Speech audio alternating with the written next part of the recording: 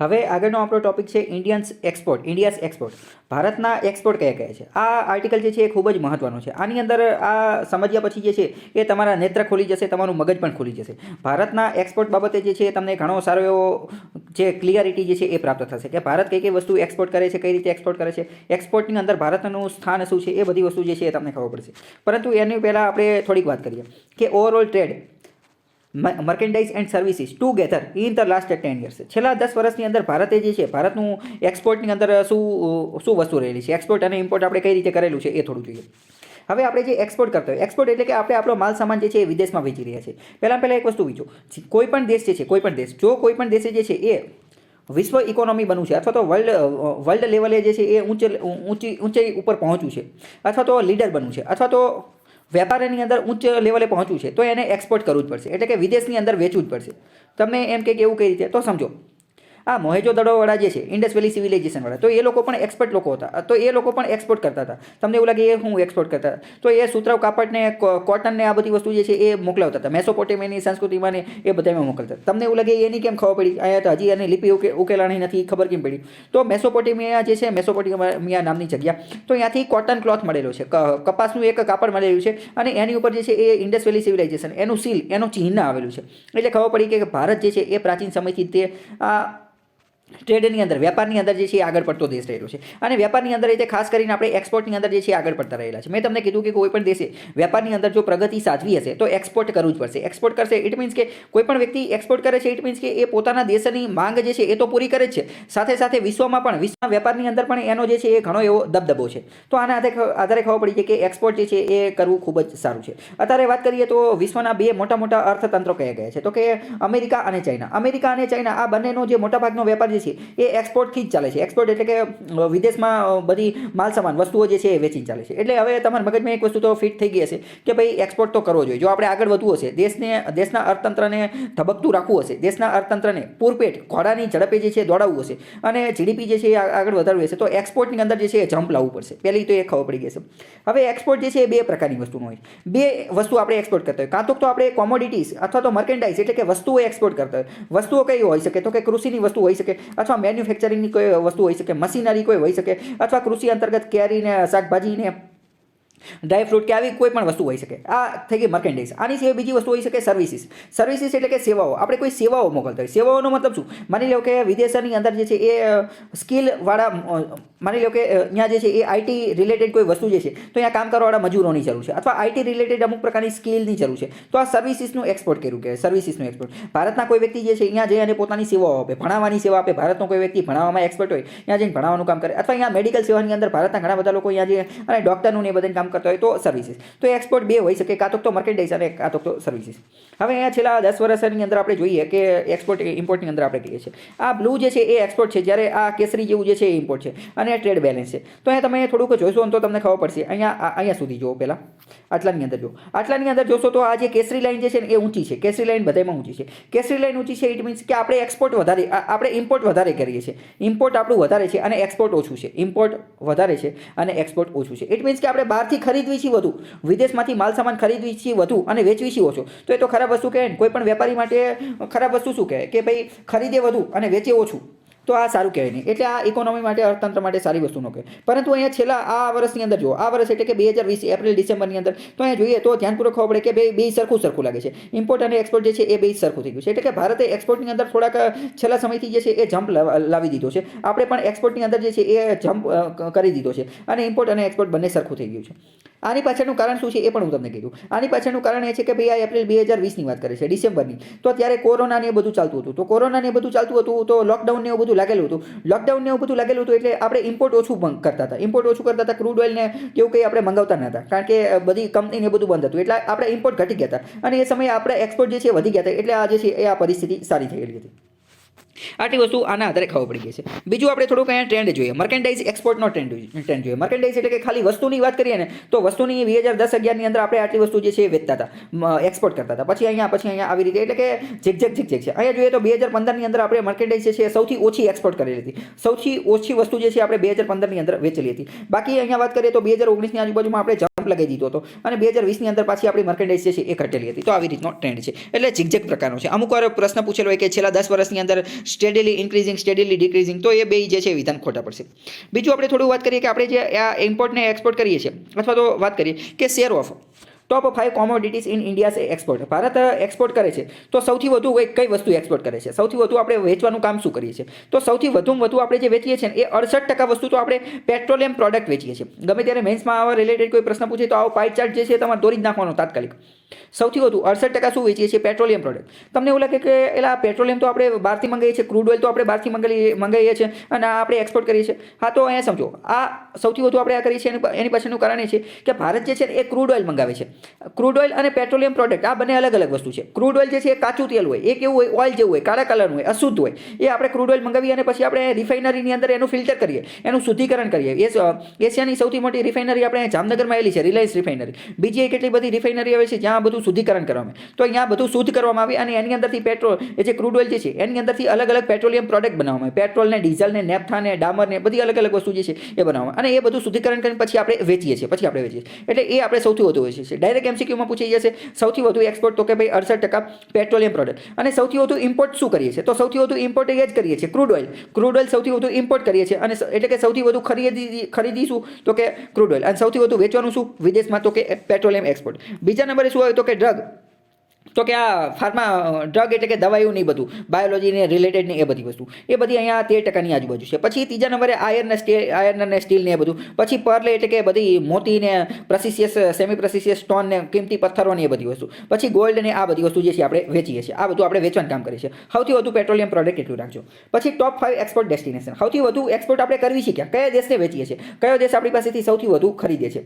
તો સૌથી વધુ આપણે વાત કરીએ તો સૌથી વધુ દેશની દ્રષ્ટિએ જોઈએ ને તો દેશની દ્રષ્ટિએ આપણે સૌથી વધુ અમેરિકાને વેચીએ છીએ. 70% આપણો માલ સામાન જે છે, 70% માલ સામાન એ આપણે અમેરિકાને વેચીએ છીએ. કારણ કે અમેરિકા અને ભારતની વચ્ચે અમુક પ્રકારના કરાર થયેલા છે અને અમેરિકા જે છે એ જનરલી ભારત જેવા દેશ માટે જે છે એ અમુક વસ્તુ જે છે એ ડ્યુટી ફ્રી એવી બધી સુવિધા કરેલી હોય છે. એટલે ભારત સૌથી વધુ અમેરિકામાં વેચે છે. તો ભારત સૌથી વધુ અમેરિકામાં વેચે. બીજા નંબરે કોણ આવે? તો બીજા નંબરે આવે છે આપણે યુએઈ, યુનાઇટેડ આરબ અમીરેટ્સ. જે દુબઈ બધા કરતા હોય, એ દુબઈ કોઈ દેશ નથી, એ યુએઈ અહીંયા વેચે છે. ત્રીજા નંબરે જોઈએ તો ત્રીજા નંબરની અંદર ચાઇના આવે છે 5%. ચોથા નંબરે હોંગકોંગ આવે છે. પાંચમા નંબરે સિંગાપોર અને બીજા જે છે એ બધા અધર. તો ભારત સૌથી વધુ ક્યાં વેચે છે? અથવા તો ભારત કોની સાથે વેપાર કરે તો ભારતને ફાયદો થાય છે? તો યુએસએ, યુએઈ, ચાઇના, હોંગકોંગ અને સિંગાપોર, આની હારે આપણે સૌથી વધુ એક્સપોર્ટ કરીએ છીએ. આપણે ઇન્ડિયાઝ એક્સપોર્ટ વિશે બીજું થોડું વધારાનું જાણીએ કે recently various development took place in India's export sector. તાજેતરમાં ભારતના એક્સપોર્ટ સેક્ટરની અંદર ઘણી બધી ડેવલપમેન્ટ, વિકાસ જોવા મળેલો છે. આની અંદર જોઈએ તો India's quarterly export crosses 100 billion mark.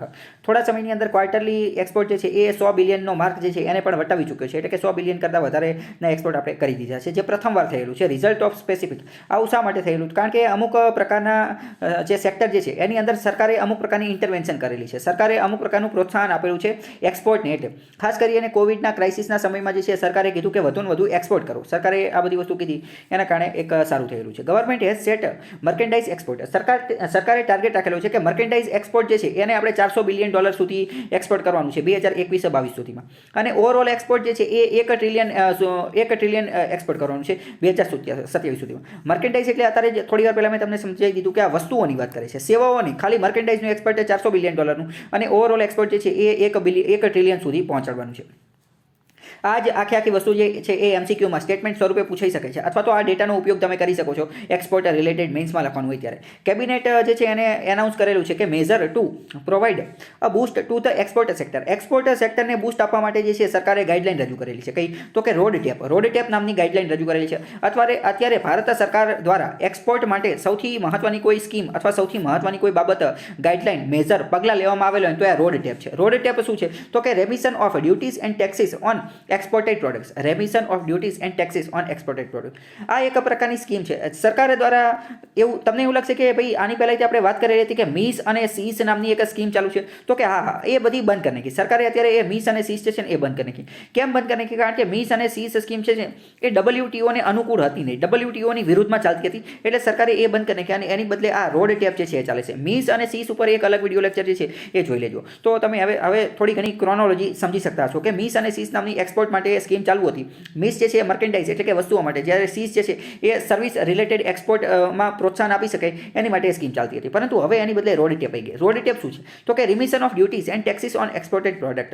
આ એક સ્કીમ છે જેના અંતર્ગત જેટલી પણ પ્રોડક્ટ એક્સપોર્ટ કરવામાં આવશે એ એક્સપોર્ટ કરેલી પ્રોડક્ટ ઉપર જેટલી પણ ડ્યુટી લાગતી હશે અને જેટલા પણ ટેક્સ લાગતા હશે ને એ રેમિશન આપી દેવામાં આવશે, એ પાછા રિટર્ન આપી દેવામાં આવશે. તો તમને એવું થાય કે જેટલી પણ પ્રોડક્ટ એક્સપોર્ટ કરશે શું એમાં કોઈ ડ્યુટી ટેક્સ નહીં લાગે? તો કે ડ્યુટી અને ટેક્સ લાગશે તો ખરા, પરંતુ આ જેવી રીતે જીએસટી રિફંડ આવી જાય ને, જીએસટી ને એવું બધું જ્યારે બિલિંગ ને એ બધું ફાઇલ કરતા હોય એટલે પહેલાં ભરવાના અને પછી પાછળ જતા જે છે એને રેમિશન એ પાછા મળી જશે. એ શું મળી જશે? પાછા મળી જશે. તો આ રોડ ટેપ વિશે થોડું યાદ રાખજો. ભારતની અંદર ઓવરઓલ ટ્રેડ જે છે એની વાત કરીએ, ટ્રેડ વેપારની વાત કરીએ. ઇન્ડિયાઝ ઓવરઓલ એક્સપોર્ટ, ભારતનો સંપૂર્ણ એક્સપોર્ટ જે છે મર્કેન્ડાઇઝ અને સર્વિસીસ કમ્બાઇન્ડ બંને ભેગું કરીએ ને તો 2019-20ની અંદર એ હતો $526 બિલિયન, $526 બિલિયન. અને એની પહેલાં જે હતો ને એ $538 બિલિયન હતો 2018-19ની અંદર. એટલે વાત કરીએ તો 2018માં વધુ હતો જ્યારે 2019માં ઘટેલો છે. 2018માં 538 હતો જે ઘટી અને 526 થઈ ગયો. Decline in export. તો પ્રશ્ન થાય કે એક્સપોર્ટની અંદર ડિક્લાઇન ઘટાડો કેમ થયો? તો એ તો તમને ખબર જ હશે, ગ્લોબલ સ્લોડાઉન, કોરોના ને એ બધું આવી ગયું હતું એના કારણે આખા વિશ્વની અંદર જે છે સ્લોડાઉન હતું. તો વિશ્વની અંદર ક્યાંય માંગ હતી જ નહીં, ડિમાન્ડ હતી જ નહીં, એના કારણે આ બધા લોચા જે છે પડી ગયા હતા. તો later resultant large scale disruption in supply chain. બીજું ભારતની અંદર જે સપ્લાય ચેનની અંદર લોચા પડી ગયા હતા ડિમાન્ડને આ બધાના કારણે અમુક પ્રકારના ઓર્ડર જે છે વિદેશમાંથી કેન્સલ થઈ ગયા હતા. એટલે આપણે ડિમાન્ડ આપણે એક્સપોર્ટ જે છે વધુ કરી શક્યા હતા. બીજી એક અત્યંત મહત્વની વસ્તુ તમારે એ જોવાની છે. 1991ની અંદર વર્લ્ડ એક્સપોર્ટની અંદર ભારતનો શેર, ભારતનો હિસ્સો હતો 0.6% હતો અને 2018ની અંદર એ વધી અને કેટલો થઈ ગયો 1.7%. આ એક મહત્વનો ડેટા છે. આ તમને ઘણો બધો કામ આવશે. આ એવું કહેવા માંગે છે કે માની લો કે આ આખું વિશ્વ છે, આ આખી પૃથ્વી છે, પૃથ્વી આમે ગોળ છે. તો એની અંદર આખા વિશ્વની અંદરથી જેટલા દેશો એક્સપોર્ટ કરે છે ને એ એક્સપોર્ટની અંદરથી માત્ર 0.6% એક્સપોર્ટ જે છે ને 0.6% એ જ ભારતની અંદરથી થતું હતું 1991ની અંદર. જ્યારે 2018ની અંદર ભારત વિશ્વમાં ટોટલ જેટલું એક્સપોર્ટ થઈ છે એમાંથી 1.7% ભારતની અંદરથી થઈ છે. અને તમે એવું યાદ રાખો કે 1.5% જે છે એ થાય છે અથવા તો 2% કરતાં ઓછું એક્સપોર્ટ થાય છે. આ શા માટે મહત્વનું છે? કારણ કે સમજો, મેં તમને કીધું કે અમેરિકા અને ચાઇના જે છે એ એક્સપોર્ટની અંદર મોટા ખેલાડી છે. આખા વિશ્વની અંદર જેટલું એક્સપોર્ટ થાય છે ને એમાંથી 13% તો ખાલી ચાઇનામાંથી થાય છે. આખા વિશ્વમાં જેટલું એક્સપોર્ટ થાય છે એમાંથી 9% તો અમેરિકામાં થાય છે. એટલે એક્સપોર્ટની અંદર જો કોઈ નંબર 1 કન્ટ્રી હોય તો એ અમેરિકા છે. બીજા નંબરે કોણ છે? નંબર 1 કોઈ કન્ટ્રી હોય તો એ ચાઇના 13% સાથે છે અને અમેરિકા જે છે એ બીજા નંબરે છે. ઇટ મીન્સ કે સમજો કે આખા વિશ્વની અંદરથી 100 રૂપિયાનું એક્સપોર્ટ થાય છે તો 13 રૂપિયા તો એક્સપોર્ટ કરવાની અંદર કોણ છે? તો કે ચાઇના છે. જ્યારે 9 રૂપિયા તો કોણ કરે છે? અમેરિકા કરે. જ્યારે ભારતનો હિસ્સો જે છે એ 1.7% છે અને ભારત જે છે 18મા નંબર ઉપર આવે છે. અમેરિકાનો એક્સપોર્ટની અંદર શેર વધુ છે કારણ કે અમેરિકા ઘણા બધા વેપન, હથિયારને એવું બધું વેચે છે. હથિયારને એ બધું વેચે ને હથિયારની ડીલ બધી બહુ મોટી હોય, એમાં તો લાખો કરોડો રૂપિયાની અંદર બધું વેચવામાં આવતું હોય. જ્યારે ચાઇનાનું તો બધું ઇલેક્ટ્રોનિક ને બીજી મેન્યુફેક્ચરિંગ આઇટમને એ બધાના કારણે એ વધારે છે. બરાબર. અમેરિકાનો મુખ્યત્વે મેં તમને કીધું હથિયારોનો ધંધો છે એમનો. ભારતને એ હથિયાર વેચે છે પરંતુ હજી આપણે એટલું બધું વેચતા નથી. એટલે તો ઘણી બધી વાર સરકાર એવી કોશિશ કરે છે કે આપણે પણ હથિયાર જે છે એ વેચવાનું કામ કરીએ તો આપણે એક્સપોર્ટ જે છે એ બૂસ્ટ કરી શકીએ. અને એક્સપોર્ટનું મહત્વ શું છે એ મેં તમને પહેલાં સમજાવી દીધું કે એક્સપોર્ટ બૂસ્ટ કરશું તો ઘણો ફાયદો થશે. એઝ પર્સન્ટેજ ઓફ જીડીપી, ભારતની જીડીપીના સંદર્ભમાં જોઈએ ને તો ભારતની જીડીપીના સંદર્ભમાં આપણે 18% જે છે એક્સપોર્ટમાંથી પ્રાપ્ત કરીએ છીએ. માની લો કે આપણી ટોટલ જેટલી જીડીપી જે છે એ જીડીપીમાંથી 18% હિસ્સો જે છે એ કોનો છે? તો કે એક્સપોર્ટનો છે. તો એક્સપોર્ટ રિલેટેડ આ 2-3 ડેટા જે છે તમારે યાદ રાખવાના. પહેલો ડેટા કે વર્લ્ડની અંદર એક્સપોર્ટની અંદર આપણું યોગદાન 1.7%, ચાઇનાનું 13%, અમેરિકાનું 9%, ભારતનો નંબર તો કે 18મો. અને ભારતની જીડીપીના સંદર્ભમાં જોઈએ તો એક્સપોર્ટ કેટલા? તો કે 18% છે. ભારતના સર્વિસની અંદર આપણો વેપાર જોઈએ તો has been a major driver of export. Bharat એક્સપોર્ટની અંદર સૌથી વધુ એક્સપોર્ટ શું કરે છે? તો કે સર્વિસ સેક્ટરની અંદરથી વધુ એક્સપોર્ટ કરે અને એની અંદર હાઈ ગ્રોથ પણ જોવા મળે છે. અને સર્વિસની અંદર આપણે હંમેશા ટ્રેડ સરપ્લસમાં જોવા મળીએ છીએ. Financial almost 50% of India's merchandise trade deficit. ભારતની અંદર મર્કેન્ડાઇઝની અંદર મોટે ભાગે ભારતની અંદર ડેફિસિટ જોવા મળતું હોય છે પરંતુ સર્વિસીસની અંદર આપણે હંમેશા સરપ્લસની અંદર હોઈએ છીએ. હવે આપણે બીજું જોઈએ કે ભારત સરકાર દ્વારા એવા કયા ઇનિશિયેટિવ, એવા કયા પગલાં લેવામાં આવેલા છે કે જેના અંતર્ગત જે છે એ એક્સપોર્ટને બૂસ્ટ કરી શકાય. કોવિડ દરમિયાન અને કોવિડ પછી કયા અને આ બધે બધા પગલાં જે છે મોટા ભાગના એ ડિપાર્ટમેન્ટ ઓફ કોમર્સે લીધેલા છે. તો કયા લીધા છે? પહેલું જ પગલું છે રિલીફ ફોર એક્સપોર્ટ. એક્સપોર્ટ કરવા માટે મને અમુક પ્રકારની રિલીફ રાહત આપેલી છે. કઈ રીતે? તો કે by extending import validity period and export obligation period in advance authorisation. આ બધા ટેકનિકલ પ્રકારની વસ્તુ છે. ખાલી જેટલું યાદ રહે એટલું યાદ રાખજો. બીજું કયું પગલું લીધું છે કે export on of medical supplies to world આખા વિશ્વને ભારત જે છે એ મેડિકલ સપ્લાય જે છે એ એક્સપોર્ટ કરશે. અને આપણે સૌથી વધુ એક્સપોર્ટ ભારત શું કરે છે, તો એમાં આપણે બીજા નંબરે જોયું હતું કે ભારત મોટે ભાગે ડ્રગ્સ એટલે કે દવાઓ, પછી મેડિકલ સપ્લાય એટલે કે અમુક મેડિકલ અમુક સાધનો ને એ બધી વસ્તુ હોય તો એ બધા સૌથી વધુ એક્સપોર્ટ કરે છે. વેક્સિનની અંદર પણ ભારત સૌથી વધુ વેક્સિનનું પ્રોડક્શન એ બધું કરે છે. અને મતલબ કે વાત કરીએ તો મેડિકલ સપ્લાયની અંદર ભારતનો દબદબો છે વેચવાની અંદર. તો એની અંદર such as hydroxychloroquine, paracetamol, N95 mask, 2x3 ply surgical mask, alcohol based sanitiser, PP, આ બધી વસ્તુ જે છે એ ભારત સૌથી વધુ એક્સપોર્ટ કરે છે. તો આ એક સારી વસ્તુ છે. પછી ત્રીજા નંબરનું પગલું ભારત સરકારે લીધું કે enhanced ease of doing business. Ease of doing business જે છે એને ભારતે એનહાન્સ્ડ વધુ મજબૂત વધુ વ્યાપક બનાવ્યો. કેવી રીતે? તો કે ઇલેક્ટ્રોનિક ગવર્નન્સના માધ્યમથી, ટ્રેડ ફેસિલિટેશનના માધ્યમથી, કે બે અથવા બે કરતાં વધારે દેશો વચ્ચે અલગ અલગ ડિપાર્ટમેન્ટ વચ્ચે ટ્રેડ સરળતાથી ફેસિલિટી પ્રોવાઈડ કરી શકાય સારી એવી કોશિશ કરી. જેમ કે various technology driven solution were undertaken foreign trade facilitation for instant, તાત્કાલિક બે દેશો વચ્ચે વેપાર થઈ શકે એની માટે ટેકનોલોજીનો એ બધાનો ઉપયોગ કર્યો. ઇલેક્ટ્રોનિક પ્લેટફોર્મનો એ બધાનો ઉપયોગ કર્યો. જેમ કે પ્રેફરન્શિયલ સર્ટિફિકેટ ઓફ ઓરિજિન એના માટે. પછી એક બીજું કાર્ય એ કર્યું કે adoption of technical regulation and quality controls to strengthen quality ecosystem. Quality ecosystem ઘણી બધી વાર ભારતની અંદરથી વાંધો શું પડે, ભારતના અમુક પાર્સલ જે છે એ વિદેશની અંદર જતો હોય, ખાસ કરીને યુરોપ અને અમેરિકાના દેશોમાં જતો હોય. તો યુરોપના દેશો જે છે ને એ થોડાક સદ્ધર, થોડીક ઊંચીમાં બહુ હાલે. એટલે કે એ લોકોને બધી વસ્તુ ક્લીન, સ્વચ્છતા ને એ બધું વધારે જોઈએ. એ ધારા ધોરણની અંદર થોડુંક વધારે માને, સ્ટાન્ડર્ડની ને એ બધાની અંદર, ક્વોલિટીની અંદર ને એ બધાની અંદર વધારે માને. ભારતની અંદર ક્વોલિટી ને એ બધું ઓછું. ભારતની અંદર આપણે ગમે એ વસ્તુ લેવા જાવ તો હું કહ્યું કે ભાઈ જે સસ્તામાં સસ્તી હોય એ દઈ જતો. પરંતુ યુરોપમાં એવું નથી. આ બધા લોકો ક્વોલિટીને થોડીક વધારે મહત્વ આપે. તો ભારતની અંદર ઘણી બધી વાર કેવું થાય કે આપણે જે બધી વસ્તુ મોકલેલી હોય ને તો ત્યાંથી એ પાર્સલ જે છે ને એ લોકો રિટર્ન કરી દે. એ એમ કહે કે ભાઈ તમે આ ક્વોલિટી ઓકે નથી, તમે જે મોકલું એ બગડેલું છે અથવા એમાં જંતુનાશક છે ને ઓલું. એટલે ક્વોલિટીને એ બધાનો ખાસ ધ્યાન રાખવું પડે આપણે એ બધાને મોકલતા હોય. એટલે ભારત સરકારે શું કર્યું તો કે એડોપ્શન ઓફ ટેકનિકલ રેગ્યુલેશન, આપણે અમુક પ્રકારની ટેકનિકલ રેગ્યુલેશન લીધી અને ક્વોલિટી કંટ્રોલ માટેના ઓર્ડર રજૂ કર્યા.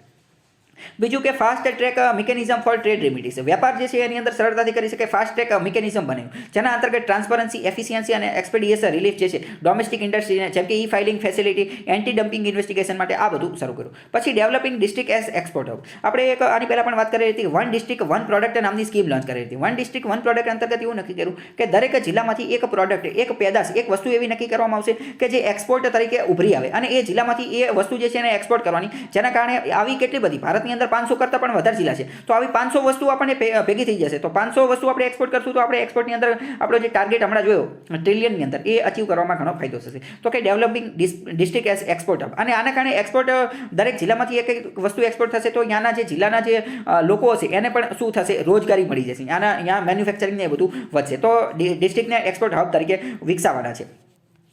In this regard various measures have been undertaken. અમુક પગલાં લીધેલા છે. જેમ કે preparation of state export strategy, અલગ અલગ રાજ્ય દ્વારા એક્સપોર્ટ સ્ટ્રેટેજી જે છે લીધેલી છે. પોલિસી અલગ અલગ રાજ્યે બનાવેલી છે. પછી પ્રોડક્ટ સર્વિસ આઇડેન્ટિફિકેશન, દરેક જિલ્લાની અંદર પ્રોડક્ટ ગોઈતી. પછી preparation of district export action plan, આવી બધી વસ્તુ તમારે લખવાની. ડિસ્ટ્રિક્ટ એક્સપોર્ટ એક્શન પ્લાન એવું બધું બનાવ્યું. તો આ બધા કીવર્ડ જે છે એ તમારે મેન્સમાં પૂછાય તો લખવાના. વન પ્રોડક્ટ વન ડિસ્ટ્રિક્ટ એ પણ લખી શકો છો.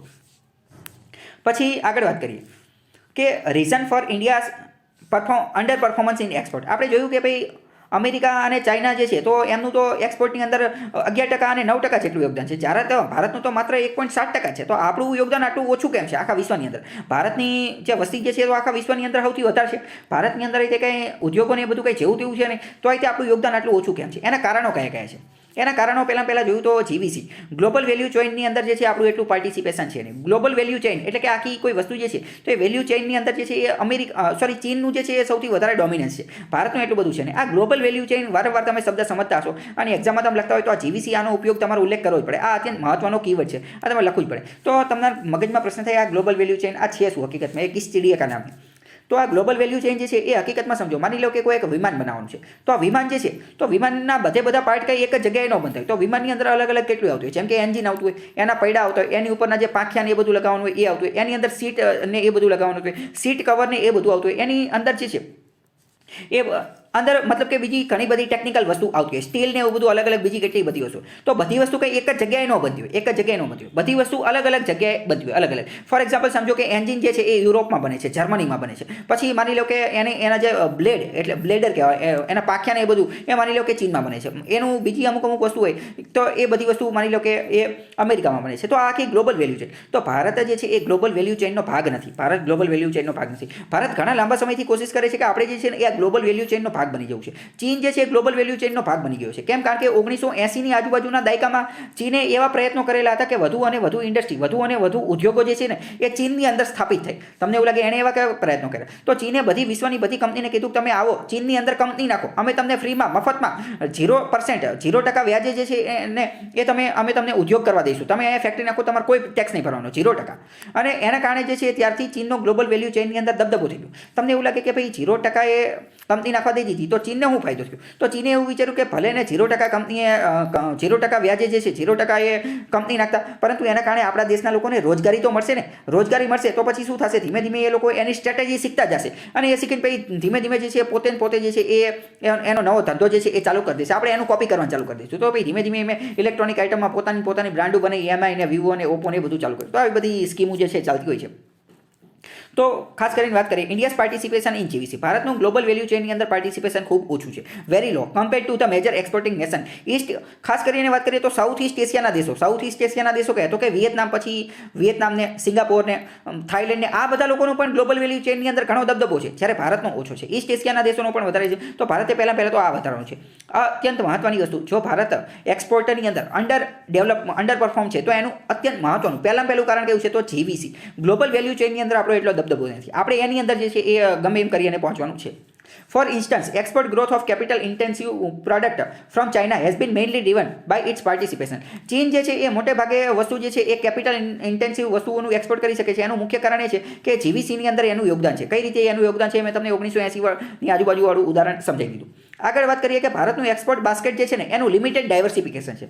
એટલે કે ભારત જેટલી વસ્તુ એક્સપોર્ટ કરે છે ને એટલે કે એના ડબ્બાની અંદર એનું જે બાસ્કેટ જે છે ને એની અંદર અમુક પ્રકારની વસ્તુ છે. ભારતની અંદર બીજી ઘણી બધી એવી વસ્તુ છે કે જે એક્સપોર્ટ કરી શકાય એમ છે. જો એનું વ્યવસ્થિત માર્કેટિંગ કરવામાં આવે, જો એનું વ્યવસ્થિત બ્રાન્ડિંગ કરવામાં આવે તો આપણે એનું એક્સપોર્ટ કરી શકીએ છીએ. પરંતુ એવું આપણે કરેલું જ નથી. એટલે કે આપણે હજી એને ડાયવર્સિફિકેશન એટલે વિવિધતા આપેલી નથી. જેમ કે આપણે જોયું કે વન ડિસ્ટ્રિક્ટ વન પ્રોડક્ટ અંતર્ગત નક્કી કર્યું કે દરેક જિલ્લામાં એવી પ્રોડક્ટ ગોતો. એટલે પ્રોડક્ટ તો અત્યારે છે જ તે ઘણી બધી, પરંતુ હજી એનું આપણે બ્રાન્ડિંગ ને માર્કેટિંગ ને જે કરવું જોઈએ એ કરેલું નથી. તો કે the top 10 principal export in terms of commodity groups account for as much as 78%. જેમ કે ભારતની અંદર વાત કરીએ તો 10 વસ્તુ એવી છે કે જે આપણે જે એક્સપોર્ટ કરીએ ને એમાં 78% તો એ જ છે. 78% વસ્તુઓની વાત કરીએ એક્સપોર્ટ કરીએ એમાંથી 78% તો ખાલી આ 10 વસ્તુઓનો જ યોગદાન છે. તો આખું ભારત આટલો મોટો દેશ છે તો હું ખાલી આ 10 વસ્તુ જે છે એટલે 10 50 વસ્તુ મળી જાય.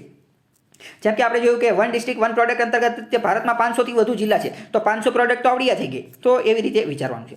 આગળ બીજું એક કારણ જોઈએ કે લો કોમ્પિટિટિવનેસ ઓફ ઇન્ડિયન પ્રોડક્ટ. ભારતની જે પ્રોડક્ટ જે છે ને એ વિશ્વના બજારની અંદર કોમ્પિટિટિવ એટલે કે બીજી જે વસ્તુ હોય ને એને સ્પર્ધા આપી શકતી નથી. કેમ? કારણ કે ઘણી બધી વાર એવું હોય કે ભારતની વસ્તુ જે ક્વોલિટી એની ઓછી હોય અથવા તો ભારતની વસ્તુ જે છે એ ઘણી બધી વાર મોંઘી હોય. તો આના કારણે વિદેશના બજારની અંદર ટકી શકતી નથી. મેં તમને કીધું કે યુરોપવાળા એ સદ્ધર લોકો છે, અમુક ઊંચી હાંકતા હોય એમ કે ભાઈ અમારે તો ક્વોલિટી સારી હોવી જોઈએ, સ્વચ્છ હોવું જોઈએ, હાઇજીન હોવું જોઈએ ઓલું. તો આવી બધી વસ્તુને કારણે ઘણી બધી વાર ભારતની પ્રોડક્ટ જે છે એ રિજેક્ટ થતી હોય છે.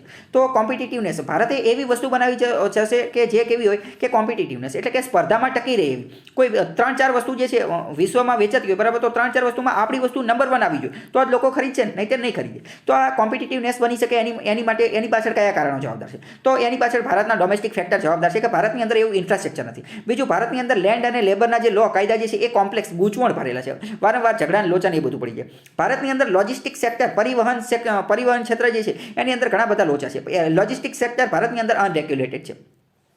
અને આના અંતર્ગત creation of condition of Indian companies to complete. આના કારણે ભારતની કંપની જે છે એ વિદેશની કંપનીઓને અથવા વિદેશના બજારને કોમ્પીટ ત્યાં સામનો કરી શકતી નથી. આ બધા ઇન્ફ્રાસ્ટ્રક્ચરને એ બધાના કારણે. બીજી ભારતની અંદર વાત કરીએ તો એક લોચા છે રિજિયોનલ ડિસ્પેરિટી. રિજિયોનલ એટલે કે રિજિયન અલગ અલગ પ્રદેશની અંદર અલગ અલગ રાજ્યની અંદર ડિસ્પેરિટી અસમાનતા જોવા મળે છે. જેમ કે વાત કરીએ કે ભારતની અંદર 70% એક્સપોર્ટ જે છે ને એ 5 રાજ્યમાંથી જાય છે. ગુજરાત ને, મહારાષ્ટ્ર ને, કર્ણાટક ને, તમિલનાડુ ને, તેલંગાણા. આ કયા રાજ્ય છે? આ બધા એવા રાજ્ય છે કે જે સમુદ્ર કિનારો ધરાવે છે. જેમ કે આપણે વાત કરીએ તો એક મિનિટ, આ નકશો છે બરાબર. તો અહીંયા ગુજરાત છે, અહીંયા મહારાષ્ટ્ર છે, પછી અહીંયા કર્ણાટક, પછી તમિલનાડુ, તેલંગાણા. તો બધા કયા છે? તો કે બધા સમુદ્ર કિનારા. તો આટલા રાજ્ય જે છે સધર્ન અને વેસ્ટર્ન, પશ્ચિમ અને દક્ષિણના રાજ્યો જે છે એ તો ખાલી 70% એક્સપોર્ટ તો ત્યાંથી આવે છે. તો બીજા બધા યુપી, બિહાર ને એ બધા શું કરે છે? આ જમ્મુ કાશ્મીરને, હવે જમ્મુ કાશ્મીરના તમને ખ્યાલ હશે કે વર્લ્ડ ક્લાસની અથવા હિમાચલ પ્રદેશની અંદર સફરજન એવું બધું લેટેસ્ટ લેવલનું ઉગે છે બરાબર. તો એ બધાએ પણ એક્સપોર્ટ કરવું જોઈએ. જોકે એ કરે જ છે પરંતુ એની અંદર થોડોક વધારો કરવો જોઈએ. તો આ બધી વસ્તુને પણ ધ્યાને રાખવાની જરૂર છે. એટલે કે રિજિયોનલ ડિસ્પેરિટી છે. આ 5 રાજ્ય જે છે એ જો સૌથી વધુ એક્સપોર્ટ કરે છે, તો બીજા બધા રાજ્યોએ પણ એક્સપોર્ટની પોલિસી જે છે એને મજબૂત બનાવવી જોઈએ. એ રાજ્યએ શીખવું જોઈએ. India faces 3 fundamental challenges. બીજું, ભારત જે છે એ 3 ફંડામેન્ટલ ચેલેન્જીસ જોવા મળે છે એક્સપોર્ટ પ્રમોશનની અંદર. એક્સપોર્ટ પ્રમોશનની અંદર આપણે પાછા પડીએ છીએ. આપણી પાસે વસ્તુ ઘણી બધી છે, પરંતુ એને પ્રમોશન કરવું પડે ને. વિદેશવાળાને ખબર કેમ પડે કે આપણી પાસે કઈ વસ્તુ છે. આપણે અહીંયા લોકલ લેવલમાં ઘણી બધી વસ્તુ જે છે એ ચાલતી હોય. જેમ કે આપણે વાત કરીએ કે ખેતલા આપવાની ચા, બરાબર, રાજકોટની અંદર ખેતલા બનતો. તો હવે અહીંયા વિદેશવાળાને થોડી ખબર હોય કે આ ખેતલા આપવાની ચા છે. અથવા તો આપણે વાત કરીએ કે ભારતની અંદર કોઈ ખતરનાક લેવલની વસ્તુ હોય, કે આપણે ગુજરાતની અંદર વાત કરીએ કે ગાંઠિયાને એવું બધું ખાતા હોય, તો ભાઈ ત્યાં થોડી ખબર હોય કે આ એના ગાંઠિયા જે છે એ ખતરનાક લેવલના આવે છે. અથવા તો બધી લોકલ વસ્તુ હોય તો એ એમને ખબર હોય. તો કે inter regional disparity in export infrastructure. Export ઇન્ફ્રાસ્ટ્રક્ચરની અંદર પણ લોચા છે. આપણે ઇન્ટર અને ઇન્ટર રિજિયોનલ અલગ અલગ રિજિયનની અંદર, જેમ કે આપણે આ 5 રાજ્ય જોઈએ, તો 5 રાજ્યની અંદર એક્સપોર્ટનું ઇન્ફ્રાસ્ટ્રક્ચર જે છે એ ખતરનાક લેવલનું છે, મજબૂત છે, રોબુસ્ટ છે, દરિયા કિનારોને એ બધું છે. અને એની રાજ્ય સરકાર જે છે એ એક્સપોર્ટને બૂસ્ટ આપે છે. જ્યારે ઘણા બધા રાજ્યો જે છે જો કોસ્ટલ સ્ટેટનું પરફોર્મન્સ ખૂબ જ સારું છે. જ્યારે અમુક રાજ્ય જે છે તો રાજ્યની સરકાર જે છે એ પણ આ એક્સપોર્ટના પ્રમોશન કરવા માટે, એક્સપોર્ટ પ્રમોશન માટે અલગ અલગ પાર્ક, એક્સપોર્ટ પ્રમોશન પાર્ક અને એક્સપોર્ટ પ્રમોશન હબ એ બનાવેલા છે આ બધા રાજ્ય. જ્યારે બીજા અમુક રાજ્યોએ આવું બનાવેલું નથી. એટલે આની માટે રાજ્યએ આગળ આવવું જોઈએ. બીજું એક કારણ છે poor trade support and growth oriented અમુક સ્ટેટ્સ. રાજ્ય જે છે એ અમુક કાર્ય કરતું નથી. ઉત્તરાખંડ એક સારું એવું કાર્ય કરે છે કે જે આ કોસ્ટલ સ્ટેટ દરિયા કિનારો ધરાવતા રાજ્ય જે છે એ તો એક્સપોર્ટની અંદર આગળ પડતા છે, તે કારણ કે ત્યાંથી ફટાફટ દરિયાના માધ્યમથી, પોર્ટ બંદરના માધ્યમથી, સ્ટીમરના ને એ બધાના માધ્યમથી ફટાફટ બધું એક્સપોર્ટ થઈ જાય. પરંતુ લેન્ડલોક કન્ટ્રીની અંદર, લેન્ડલોક રાજ્યની અંદર વાત કરીએ તો ઉત્તરાખંડની સારી પોલિસી છે. એની સિવાય બીજા એક રાજ્ય જે છે એ કોઈ સારું એવું કંઈ ઉકાળેલું નથી. એમને કંઈક કામ કરવાની જરૂર છે. Absence of strong support towards export. એટલે કે રાજ્ય સરકાર જે છે એમને સપોર્ટ આપવાની જરૂર છે. બીજું એક ભારતની અંદર વાંધો હોય તો રિસર્ચ એન્ડ ડેવલપમેન્ટ થતું નથી. આપણે સારી પ્રોડક્ટ ક્યારે બનાવી શકશું? સારી પ્રોડક્ટ ત્યારે બનાવી શકીએ જ્યારે રિસર્ચ એન્ડ ડેવલપમેન્ટ કરીએ ત્યારે. આપણે જ્યારે માર્કેટની નીડ ઓફ ધ માર્કેટ, એટલે કે માર્કેટની અંદર જે કયા પ્રકારની વસ્તુની જરૂરિયાત છે, લોકોની જરૂરિયાત શું છે, લોકોને કેવા પ્રકારની વસ્તુ જોઈએ છે, કોઈ પ્રોડક્ટ કોઈ વસ્તુની અંદર કેવા પ્રકારના ફીચર જોઈએ છે, એ આપણે સમજવું પડશે. એ સમજવા માટે રિસર્ચ એન્ડ ડેવલપમેન્ટ કરવું પડે, એની માટેનું ઇન્ફ્રાસ્ટ્રક્ચર ઊભું કરવું પડે. તો આવું આપણે જોવા મળતું નથી. તમને ખ્યાલ હશે આપણે R&Dની અંદર જે છે 0.7% અથવા 1% જેટલું જે છે એ આપણે ઇન્વેસ્ટમેન્ટ કરીએ છીએ. આ અમેરિકન, ચાઇના ને બધા 5%, 10%, 9% સુધીનું R&Dની અંદર ઇન્વેસ્ટમેન્ટ કરે છે. આપણે એટલું બધું ખર્ચો કરતા નથી. જેમ કે વાત કરીએ Himalayan states for instant have performed inadequately in this area due to the scarcity of research and quality check institute. જેમ કે હિમાલયની અંદર ઘણી બધી એવી વસ્તુઓ છે કે જે ઘણા બધા એવી પ્રોડક્ટ છે, અથવા તો ઘણી બધી એવી મેડિસિન, દવાઓ ને એ બધું જોવા મળે છે હિમાલયના રાજ્યોની અંદર. હિમાલયની અંદર ઘણી બધી ઔષધિ ને એ બધું જોવા મળે છે. એ આપણે સારું એવું એક્સપોર્ટ કરી શકીએ, પરંતુ એની માટે રિસર્ચ ને ડેવલપમેન્ટ ને એ બધું કરવું. ત્યાં ઘણી બધી જડીબુટ્ટી ને એવું બધું પણ મળી જાય, પણ એની માટે આ ક્વોલિટી રિસર્ચ ને આ બધું લેબોરેટરી ને બધું બનાવવું પડે, વૈજ્ઞાનિક ને એ બધું બનાવવું પડે. આ તો આપણે હવે હરીફરીને કે ધર્મના નામે નહીં બધા લડતા, હિન્દુ ધર્મ અંદરના ડખા પોતા નથી. એટલે આ બધું રિસર્ચ ને બધું કરવું પડે. એની માટે પહેલાં ભણવાનું ને એ બધું ચાલુ કરવું પડે. આ તો હવે ટીવી ચાલુ કરીને બેસી ગયા, અથવા તો ટિકટોકમાં ની બધા બેસી ગયો કે ટિકટોક વિડીયો બનાવવાની, રીલ્સ બનાવવાની, એ બધામાંથી નવરા થાય તો આ કરે ને. પછી આગળ ઇનએબિલિટી ટુ એક્સપ્લોઇટ કોમ્પેરેટિવ એડવાન્ટેજ. જે બીજા દેશો જે છે, ભારતની હારે જે બીજા દેશો જે છે એની સાથે આપણે કમ્પેર કરી શકતા નથી. કે ઇનએબિલિટી ટુ એક્સપ્લોઇટ કમ્પેરેટિવ એડવાન્ટેજીસ. જેમ કે લો સ્કિલ વર્કર અથવા લેબર ઇન્ટેન્સિવ એક્સપોર્ટ છે, જેમ કે ટેક્સટાઇલ અથવા તો ગાર્મેન્ટ અથવા ફૂટવેર. આજે ફૂટવેર એટલે કે ચંપલ ને જોડા ને એ બધું બનાવવાનું, અથવા ગાર્મેન્ટ કપડાં ને એવું બધું, શર્ટ ને ટી-શર્ટ ને એવું બધું બનાવવાનું. તો આવા બધાની અંદર બાંગ્લાદેશ જે છે ને એ ખૂબ આગળ પડતું છે, ખૂબ આગળ પડતું છે. તો ભારત આની અંદર આગળ પડતું આવી શકે છે. ભારતની અંદર વિશાળ જનસંખ્યા છે, વસ્તી છે, તો એ બધાનો ઉપયોગ કરીને આપણે એનું એક્સપ્લોઇટેશન કરીને ખૂબ જ સારી રીતે આ બધું બનાવી શકીએ છીએ ફૂટવેરની. પરંતુ આપણે એવું કંઈ બનાવતા નથી. વિયેતનામ પણ આ બધા સેક્ટરની અંદર આગળ છે, પરંતુ આપણે આવું કંઈ કર્યું નથી. તો આ બધી આપણે શું જોઈ લીધી? ખામી જોઈ લીધી. હવે આપણે જોઈએ કે why India needs export led growth. ભારતે, હવે બીજો પ્રશ્ન થાય કે ભાઈ ભારતે આ એક્સપોર્ટ કરવો છે શું લેવાય, એક્સપોર્ટનો ગ્રોથ કરવો છે શું લેવાય? તો એનું તો આપણે પહેલાં જ કારણ જોઈ લીધું કે ભાઈ સિંધુ ખીણના લોકોએ કરતા હતા, અને આનેથી તે જો દેશે મહાન બનવું હશે, દેશે વર્લ્ડ ઇકોનોમીની અંદર યોગદાન વધુ આપવું પડશે, તો આ વસ્તુ જે છે કરવી પડશે. અહીંયા એક બીજી વસ્તુ પણ સમજી લો. અહીંયા આપણે એક વસ્તુ એ પણ વિચારવાનું છે કે ભારતે જ્યારે 1757ની વાત કરીએ, પ્લાસીનું યુદ્ધ થયું હતું ને, એ સમયની વાત કરીએ તો એ સમય ભારતનું વિશ્વની ઇકોનોમીની અંદર, વિશ્વની જે જીડીપી જે છે એની અંદર યોગદાન હતું 23%.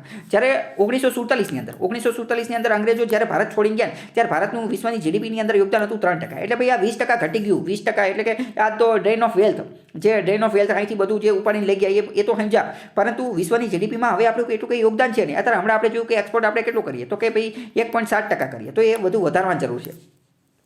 તો પહેલાં વાત કરીએ કે ઇકોનોમિક સર્વે 2019 એ એવું કીધું કે advocated and export led growth. 2019નો ઇકોનોમિક સર્વે કીધું કે આપણે એક્સપોર્ટ લેડ ગ્રોથ મોડેલ જે છે એ અપનાવવું પડશે. એની પાછળનું કારણ પહેલું એ છે કે export can help India to achieve the target of making India. આ એક્સપોર્ટ આપણે અપનાવશું, એક્સપોર્ટના આધારે ગ્રોથ કરીશું, તો make in India, developed economy અને આત્મનિર્ભર ભારત, આ બધું મેક ઇન ઇન્ડિયા ઇનિશિયેટિવને આત્મનિર્ભર આ બધાને વધુ મજબૂત બનાવી શકશું. બીજું આપણે વધુ લોકોને એમ્પ્લોયમેન્ટ રોજગારી આપી દઈશું. પછી ઇકોનોમિક ગ્રોથ પણ વધી જશે. Higher export draw more foreign remittance, આના કારણે વધુ વિદેશી મૂંઝામણ આપણી પાસે આવશે, ફોરેન રેમિટન્સ આપણી પાસે આવશે. અને બીજું એક વસ્તુ એ વિચારો, અત્યારે જેટલા પણ ઊંચા દેશો જે છે, તો ઇકોનોમીની અંદર આગળ પડતા દેશો જે છે, એ બધાએ એક્સપોર્ટના માધ્યમથી જ તો ગ્રોથ કરેલો છે. એક્સપોર્ટ કરશો તો જ ગ્રોથ થઈ શકશે. એક્સપોર્ટ એ ગ્રોથની પાછળની મહત્વની વસ્તુ છે. તો economic growth, higher export draw more foreign remittance અને create more job, lower current account deficit, CAD current account ડેફિસિટમાં પણ ઘટાડો થશે. તો આ પણ સારી વસ્તુ છે. આપણું દેણું ને એ બધું ઘટશે, ડિમાન્ડ ને ઇન્ફ્રાસ્ટ્રક્ચર ને આ બધું બનશે. Major economies around the world are also major exporters, મોટી ઇકોનોમી જે છે એ આ એક્સપોર્ટનું જ કામ કરે છે. To corroborate this claim it is to noted that China is the world's leading exporter. વસ્તુઓના મામલાની અંદર જોઈએ તો ચાઇના જે છે એ વિશ્વની અંદર સૌથી વધુ એક્સપોર્ટ કરવાવાળો દેશ છે. તો આ બધું પણ જોવાનું છે. તો હવે બીજું સમજીએ કે હવે આ બધું સારું હાલો કરવાનું, આ એક્સપોર્ટ એટલું ખતરનાક છે, જોરદાર છે, તો આની માટે આપણે કરવું શું?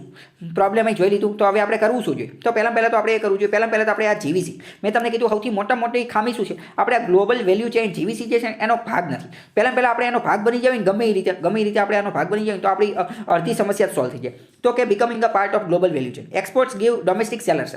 આ એક્સપોર્ટ આપણે કરીએ ને તો ડોમેસ્ટિક સેલર, ડોમેસ્ટિક એટલે ઘરે જે ભારતની અંદર વેચવાવાળા જે વેપારીઓ જે છે એ ઇન્ક્રીઝ વધી જાય, એમને માર્કેટ જે છે વધી જાય. સમજો કે તમારી એક નાની દુકાન છે, તો નાની દુકાન હોય તમારી સોસાયટીની અંદર, તો આના કારણે તમે આ તમારી વસ્તુ ક્યાં વેચો? તો તમારી સોસાયટીની અંદર જ વેચો. વધુ બાજુવાળી સોસાયટીવાળા લેવા આવે. હવે તમારી દુકાન હોય અમદાવાદની અંદર, તો અહીંયા કંઈ જામનગરથી કોઈ લેવાનું આવે. હા, એક વસ્તુ છે કે તમે ઓનલાઈન બધું સ્ટોર ને એવું બધું ખોલી નાખ્યું, તો પછી જામનગરવાળા લેવા હોય તો પછી બધેથી લેવા હોય. આવી રીતે કોઈ વ્યક્તિ જો એક્સપોર્ટ કરવાનું ચાલુ કરી દે તો એ આખા વિશ્વની અંદર ગમે આ વસ્તુ વેચી શકે. એક્સપોર્ટનો મેઇન ફાયદો એ છે કે આખા વિશ્વની અંદર કસ્ટમર બેઝ એનો વધી જાય. કસ્ટમર બેઝ જે ખાલી એક સોસાયટીમાં હોય તો ખાલી 1000 લોકોને વેચી શકતો હોય, આખા જિલ્લાની અંદર ચાલુ કરે તો લાખ લોકોને વેચી શકે. પરંતુ આખા માની લો કે એક્સપોર્ટ કરે તો આખા વિશ્વને વેચી શકે. 7 બિલિયન કરતાં વધુ વસ્તી છે, બધાને વેચી શકે, તો ફાયદો થઈ જાય.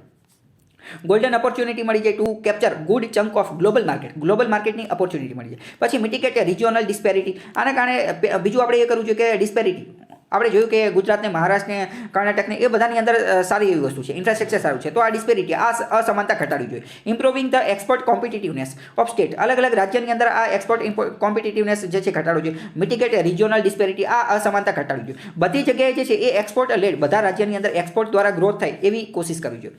અને બધા રાજ્યોએ એક્સપોર્ટ માટેનું ઇન્ફ્રાસ્ટ્રક્ચર, એક્સપોર્ટ માટેના હબ, એક્સપોર્ટ માટેની પોલિસી એ બધું બનાવવું જોઈએ. Economic survey established that states which engage with the world markets as well as the other states with the country are richer. Economic survey એવું પણ કીધું કે એવા રાજ્યો કે જે એક્સપોર્ટ સાથે જોડાયેલા છે એ રાજ્યો જે છે ને એ રીચ છે, એ કેવા છે? અમીર છે. અને અમે ત્યાં સમજો કે જે એક્સપોર્ટ કરતા હોય તો એ અમીર હોય ત્યારે જ તો એક્સપોર્ટ કરતા હોય ને. કારણ કે અમીર નથી એનો મતલબ શું? એક્સપોર્ટ નથી કરતા એનો મતલબ શું? કે પોતાના રાજ્યનું જ પૂરું થતું નથી, પોતાના રાજ્યનું પૂરું થતું હોય, જ્યારે સરપ્લસ હોય ત્યારે જ તો એક્સપોર્ટ કરતા હોય ને. તો આવું પણ છે. બીજી વાત કરીએ કે ભારત સરકારે કયા પગલાં લીધેલા છે એક્સપોર્ટને બૂસ્ટ કરવા માટે. તો પહેલાં 2015 થી 20માં આપણે ફોરેન ટ્રેડ પોલિસી બનાવેલી હતી, FTP, India's foreign trade policy. અને તો ભારતે એવું નક્કી કર્યું કે એડવોકેટ વેરિયસ એક્સપોર્ટ ઇન્સેન્ટિવ. આની માટે એક્સપોર્ટ જે કોઈ વ્યક્તિ કરતો હશે તો એને અમુક પ્રકારની ઇન્સેન્ટિવ, અમુક પ્રકારના લાભ આપવામાં આવશે કે લાઇન વિથ ધ ગવર્મેન્ટ આત્મનિર્ભર. અને આ બધી વસ્તુને આત્મનિર્ભર ભારત અને મેક ઇન ઇન્ડિયા સાથે જોઈન કરી દીધી હતી. પછી સેલ્ફ સફિશિયન્ટ ઇન એવું બધું બનવા માટે આપણે નક્કી કર્યું. પછી વોકલ ફોર લોકલ, આ બધું ચાલુ કરેલું હતું આપણે. આ ઉપરાંત બીજું મેં તમને કીધું કે એક્સપોર્ટ પ્રમોશન સ્કીમ શરૂ કરી હતી. આ રોડ ટેપની આપણે હમણાં જ વાત થઈ ગઈ કે remission of duties and taxes on exported product. આના અંતર્ગત નક્કી કે ઝીરો રેટિંગ ઓફ એક્સપોર્ટ કરવાવાળી જેટલી પણ પ્રોડક્ટ હશે એની ઉપર 0 ટેક્સ લાગશે. ડોમેસ્ટિક ટેક્સને આ બધું જે છે એ પાછું આપી દેવામાં આવશે. And aim to refund all hidden tax. જેટલા પણ હિડન ટેક્સ જે છે એ બધા રિફંડ આપી દેશે. સચ S central tax, state tax on fuel used transportation માટેનું ટેક્સ, એક્સપોર્ટ કરવાવાળી જેટલી પણ વસ્તુઓ છે એની માટેની ડ્યુટી, ઇલેક્ટ્રિસિટી ઉપર જેટલી ડ્યુટી લાગેલી છે આ બધા પૈસા જે છે એ પાછી દેવામાં આવશે. કોની? રોડ ટેપ સ્કીમ જે છે એના અંતર્ગત. પછી એક મંડી ટેક્સને આ બધા પાછી દેવામાં. It replaced the old. મેં તમને હમણાં કીધું કે આ જે મીસ નામની સ્કીમ હતી, મર્કેન્ડાઇઝ એક્સપોર્ટ ફ્રોમ ઇન્ડિયા સ્કીમ, એ રદ કરી નાખી અને એની બદલે જે છે આ રોડ ટેપ આવી ગઈ છે. રોડ ટેપ જે છે એ આ WTO ને અનુરૂપ હતી નહીં એટલે એને જે છે એ રદ કરી નાખી છે. બરાબર. પછી under this incentive were provided the exporters in form of duty credit scheme. એટલે કે ક્રેડિટ, પૈસા પાછા આપી દે છે, રિફંડ આપી દે છે, જે ટેક્સને એ બધું ભર્યું હોય ને એ બધું. હવે આ સ્કીમના ફીચર કયા છે એ જોઈએ તો ટેક્સ રિફંડ રેટ્સ આની અંદર 0 થી 0.5% થી 4.3%ના અલગ સેક્ટરની અંદર અલગ જે છે ટેક્સ હોય છે. પછી the rebate will have to ક્લેમ્ડ as a percentage of the freight on board value. Freight on board આ બધી વસ્તુ જે છે એ નક્કી કરેલ છે. પછી રિબેટ વિલ બી ઇસ્યુડ. આ બધી ટેકનિકલ બાબત છે એ તમે એકવાર વાંચી લેજો. પછી steel, pharma, chemical have not been included under the scheme. આ રોડ ટેપની અંદર આ બધી વસ્તુને એડ કરીને. પછી SEIS service export from India scheme. આ service providers of notified services are eligible for freely transferable duty. આની આ સ્કીમ જે છે ચાલુ છે. સીસ જે છે ચાલુ છે, મિસ જે છે બંધ કરી નાખી. 5% જે છે એ 5% જે છે અર્નિંગ આપવામાં આવશે. પછી એક્ઝેપ્શન રિમિશન સ્કીમ અથવા તો એએએસ એડવાન્સ ઓથોરાઇઝેશન સ્કીમ. આના અંતર્ગત ટ્રેડર વેપારી હશે એ ઇમ્પોર્ટ કરી શકશે. જો import raw material 0% import duty if those raw material will be used to manufacture export product. માની લો કે કોઈ વસ્તુ જે છે એ રો મટીરિયલ કાચો માલ મંગાવે છે અને એ કાચા માલનો ઉપયોગ કરી અને કોઈ એવી વસ્તુ એવી પ્રોડક્ટ બનાવે છે કે એનું પાછું એક્સપોર્ટ કરવાનું છે, એને પછી વિદેશમાં વેચવાની છે, તો એ રો મટીરિયલ ઉપર જે છે એ 0% ડ્યુટી લગાવવામાં આવશે, 0% ઇમ્પોર્ટ ડ્યુટી. પછી ડ્રોબેક સ્કીમ. જો સમજો આ એડવાન્સ ઓથોરાઇઝેશન સ્કીમ જે છે ને આ પ્રિલિમ્સમાં પૂછાઈ જશે કે એડવાન્સ ઓથોરાઇઝેશન સ્કીમ આનો મતલબ શું? તો કે આનો મતલબ એવી વસ્તુ એવું રો મટીરિયલ મંગાવશે અને આ રો મટીરિયલમાંથી જો એ એવી વસ્તુ એવી પ્રોડક્ટ બનાવતો હશે કે જેને એક્સપોર્ટ કરવાનું છે તો એની ઉપર ઇમ્પોર્ટ ડ્યુટી 0 લાગશે. આ એમસીક્યુમાં પૂછાઈ જશે. પછી ડ્યુટી ડ્રોબેક સ્કીમ આ ડીબીકે એની અંદર શું છે? તો કે exporters are given compensation on customs and central excise duty. આ બધાની અંદર કોમ્પેન્સેશન એ બધું આપવામાં આવશે કે manufacturer of the exported goods. પછી આ EPCG export promotion credit capital goods scheme. આ એક સ્કીમ શરૂ કરેલી છે કે આના અંતર્ગત import of capital goods to produce goods. આપણે વિદેશમાંથી એવી વસ્તુ મંગાવશું, કેપિટલ ગુડ્સ અને એના માધ્યમથી પ્રોડ્યુસ કરશું ગુડ્સ અને સર્વિસીસ મેન્યુફેક્ચરિંગ કરીને તો આપણું જે આ બધી વસ્તુ જે છે એ ઇન્ડિયાઝ એક્સપોર્ટ કોમ્પિટિટિવનેસ જે છે વધશે. પછી એક્સપોર્ટ ઓરિએન્ટેડ યુનિટ્સ. આપણે અમુક પ્રકારના એવા યુનિટ બનાવેલા છે કે જે યુનિટની અંદર જે એકમોની અંદર માત્ર અને માત્ર એક્સપોર્ટ રિલેટેડ વસ્તુ તે કરવામાં આવશે. એનો ઉદ્દેશ્ય એ છે કે આપણે ફેવરેબલ ઇકોસિસ્ટમ એક પ્રકારની કંપની માટે એવી ઇકોસિસ્ટમ બનાવશું કે આપણે 100% એક્સપોર્ટર જે છે બની જઈએ. This scheme allows a certain waivers and concession. આમાં વેવરને કન્સેશન એવું બધું આપવાનું. બીજું અત્યારે તાજેતરના અમુક ઇનિશિયેટિવ જોઈએ તો ઇન્ડિયા એક્સપોર્ટ ઇનિશિયેટિવ શરૂ કરેલું હતું જે એમએસએમઈ જે છે એમએસએમઈ લોકો 2022 સુધીમાં 50% એક્સપોર્ટ જે છે ને 50% એક્સપોર્ટ એ એમએસએમઈ દ્વારા કરવામાં આવે એવી યોજના એવી ઘોષણા કરેલી તો ઇન્ડી એક્સપોર્ટ. ડાયરેક્ટ આ એમસીક્યુ પૂછી જશે ઇન્ડી એક્સપોર્ટ તો કે એમએસએમઈ 50% એક્સપોર્ટ કરે એની માટે. It features and info portal. અને આની અંદર એક પોર્ટલ એક વેબસાઇટ બનાવવામાં આવશે જેમાં બધી ઇન્ફોર્મેશન આપેલી છે. કોની ઇન્ફોર્મેશન? તો કે એમાં બધું knowledge base for expert by MSME. કઈ એમએસએમઈ શું બનાવે છે, કઈ એમએસએમઈને કઈ વસ્તુની જરૂર છે, વિદેશમાં કઈ વસ્તુની જરૂર છે, કઈ એમએસએમઈનું કેટલું પોટેન્શિયલ છે, આ બધી વસ્તુ જે છે એ વેબસાઇટ ઉપર મૂકી દેવામાં આવેલી છે. પછી capital infusion in credit in export credit guarantee corporation. આપણે એક આ ECGC એટલે કે એક્સપોર્ટ ક્રેડિટ ગેરંટી કોર્પોરેશન આ એક પ્રકારનું ફંડ બનાવ્યું છે. આની અંદર વધુને વધુ કેપિટલ વધુ પૈસા નાખવામાં આવશે. 1957માં બનાવેલું હતું અને આના અંતર્ગત એક્સપોર્ટ જે છે એક્સપોર્ટ એને ફંડ કરી શકાય અથવા એક્સપોર્ટ રિલેટેડ લોન ને એવું બધું આપી શકાય. એની માટે આ કેપિટલ બનાવેલું તો આની અંદર વધુ પૈસા આપી શકે. અત્યંત મહત્વની કોઈ સ્કીમ અત્યારે હોય ને કે જે સરકાર જેની ઉપર વધુ ફોકસ કરી રહી છે તો PLI સ્કીમ. ગમે ત્યારે મેઇન્સમાં આ રિલેટેડ ક્વેશ્ચન પૂછાઈ જાય તો આ PLI તો લખી જ નાખવાની. ઘણા બધા ક્વેશ્ચન પૂછાતા હોય એમાં PLI લાગુ પડતી જાય છે. PLI એટલે કે પ્રોડક્શન લિંક્ડ ઇન્સેન્ટિવ સ્કીમ. આમાં સરકારે કીધું કે તમે કોઈ પણ કંપની હોય એ ભારતની અંદર જ એનું પ્રોડક્શન કરો, ભારતની અંદર જ તમે પ્રોડક્શન કરશો અને X% કરતાં અમુક ટકા કરતાં ગયા વર્ષે જેટલું પ્રોડક્શન કરેલું હશે એની કરતાં X% કરતાં વધુ પ્રોડક્શન કરશો ને તો અમે તમને અમુક પ્રકારનું ઇન્સેન્ટિવ આપશું, અમે તમને અમુક પ્રકારનો ફાયદો આપશું, અમે તમને અમુક પ્રકારના પૈસા આપશું એવું કીધું. અત્યારે PLI સ્કીમ જે છે એ 13 જેટલા સેક્ટરની અંદર લાગુ પડે છે. 13 સેક્ટર કયા છે? ઓટો સેક્ટર ને, બેટરી ને, ફાર્મા ને, સેલ ને, ટેલિકોમ ને, ઘણી બધી સેક્ટર છે, ફૂડ ને, ટેક્સટાઇલ ને, આ બધા એવા સેક્ટર છે કે જેમાં વધુ લોકોને રોજગારી મળે, વધુ પ્રોડક્શન થાય. તો આ 13 સેક્ટર યાદ રાખવાનું છે અને PLI સ્કીમ એને યાદ રાખવાનું છે. બીજી એક સ્કીમ છે EPI એટલે કે export preparedness index. NITI Aayog દ્વારા એક ઇન્ડેક્સ રજૂ કરવામાં આવે છે અને આ ઇન્ડેક્સની અંદર એવું ડિસ્કશન કરવામાં આવે છે કે એક્સપોર્ટ પોટેન્શિયલ કયા રાજ્યની અંદર અને કયા સ્થળની અંદર જે છે એ કઈ વસ્તુનું એક્સપોર્ટ પોટેન્શિયલ રહેલું છે કે જેના કારણે એને એક્સપોર્ટ રિલેટેડ અને ગ્લોબલ ટ્રેડમાં એનું યોગદાન આપી શકે.